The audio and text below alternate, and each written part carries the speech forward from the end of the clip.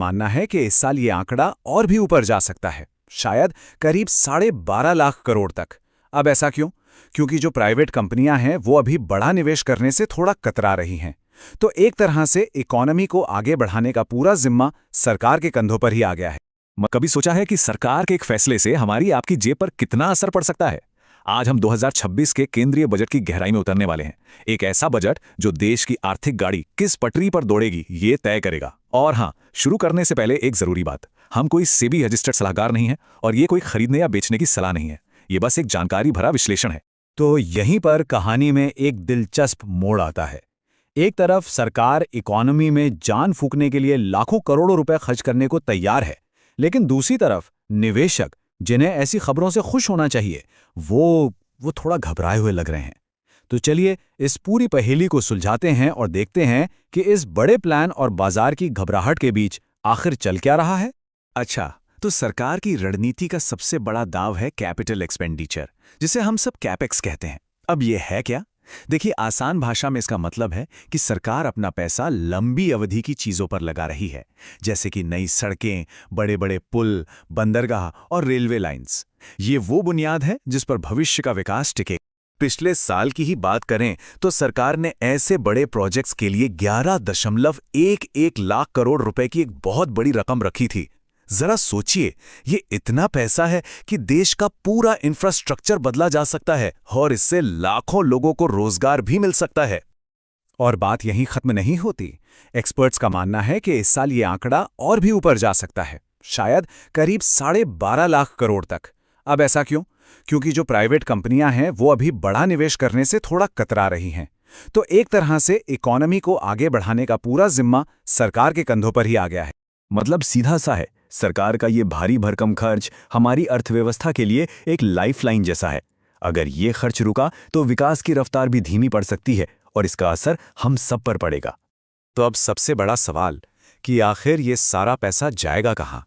कौन से वो सेक्टर हैं जिनकी इस सरकारी खर्च से किस्मत चमकने वाली है? ये देखिए, बाजार के जानकारों की नजर इन खास सेक्टर्स पर है, जैसे कि डिफेंस सेक्टर, जहां सरकार आत्मनिर्भर भारत पर जोर दे रही है, या फिर रेलवे, जहां कवच जैसे एडवांस सेफ्टी सिस्टम पर बड़ा निवेश हो रहा है। ये सभी सेक्टर देश के विकास के लिए बहुत ही अहम है। लेकिन इस पूरी अच्छी खबर के बीच एक चिंता की बात भी है, और वो है बाजार में फैली बेचैनी। इन सभी सेक्टर्स में इतनी शानदार ग्रोथ की उम्मीद के बावजूद क्या विदेशी और क्या घरेलू दोनों ही तरह के निवेशक अभी पैसा लगाने से पहले इंतजार कर रहे हैं? लेकिन सवाल है क्यों? जो विदेशी निवेशक हैं, FIIs, वो तो लगातार बिकवाली कर रहे हैं। सिर्फ जनवरी महीने में ही उन्होंने बाजार से 26,000 करोड़ रुपए से ज्यादा निकाल लिए। ये एक बहुत बड़ा रेड फ्लैग है, एक साफ इशारा कि वो नर्वस हैं। और हाँ, हमारे घरेलू निवेशक यानी DIIs खरीदारी तो कर रहे हैं, लेकिन इतनी नहीं कि विदेशी निवेशकों की बिकवाली का पूरा दबाव झेल सकें। ऐसा लगता है कि वो भी हाथ में कैश लेकर बैठे हैं और बजट का इंतजार कर रहे हैं कि आगे क्या करना है।